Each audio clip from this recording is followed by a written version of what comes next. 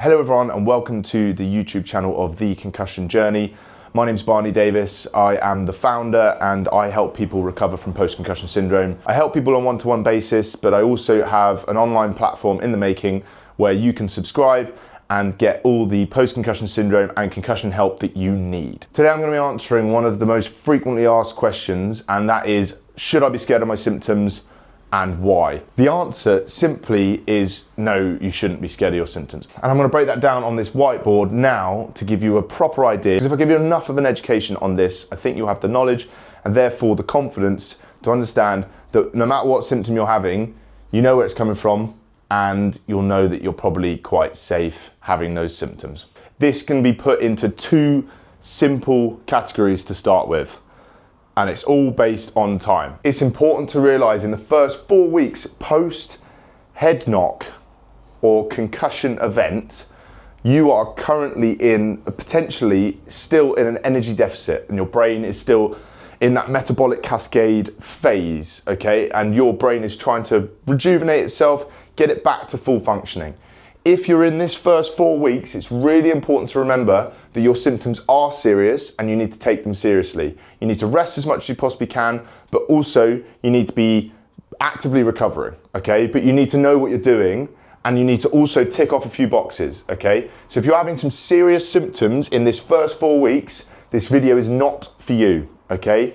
If you're in this first 4 weeks and you haven't gone and seen a doctor, go and see a doctor, okay? Get some proper medical advice. If you're 4 weeks or less into your concussion injury and you haven't seen a medical professional yet, go and see one and get confirmation. Once you've done that and you've had brain scans and neck scans, you are more or less safe to carry on as if you're post 4 weeks. Once you're past that 4 week period and we're looking at post-concussion syndrome, which is prolonged concussion symptoms, this, if you've been diagnosed with this especially, then you're in the right place, okay? So, first 4 weeks, video is not for you. Go see a medical professional. Past 4 weeks and you're in the prolonged concussion symptom phase, then stay and find out more about your symptoms from this video. We're looking at a number of different SIBs. So once we're past the 4 week period and we're into the PCS stage, so there's a few different terms for this now, prolonged concussion symptoms or persistent prolonged concussion symptoms or post-concussion syndrome, PCS, if we're in that stage, we've got to have a pretty good understanding of how to treat our symptoms, okay? So the number one thing to remember, once we're into this stage and we're safe, so we've had all the checks for all the really serious nasty stuff like brain bleeds and all that sort of stuff, and we've had all our scans, then we're safe to assume that our symptoms are coming from faulty messaging to our brain, from the systems surrounding our brain, or from our brain itself. So what do I mean by that? We've got a number of different systems that come into this, okay? So we've got our neck functioning, we've got our vestibulonocular, which is our balance system. We've got our gut-brain axis, and we've got our autonomic nervous system. Those four things can all be holding you in your symptoms at the moment. And you can have a number of symptoms that overlap between all four of these things. But essentially what it is with all of this is not your actual brain necessarily. If it's any of these things, what's happened is there's faulty messages then coming from these systems that's making your brain go, I don't know what's going on, I need to interpret this, and that's what's giving you symptoms, to put it really simply, okay? So for that reason, if you've got upset in any of these four things, you're not gonna suddenly drop dead, okay? It's just fixing one of these four things, okay? And I'll talk about that in another video.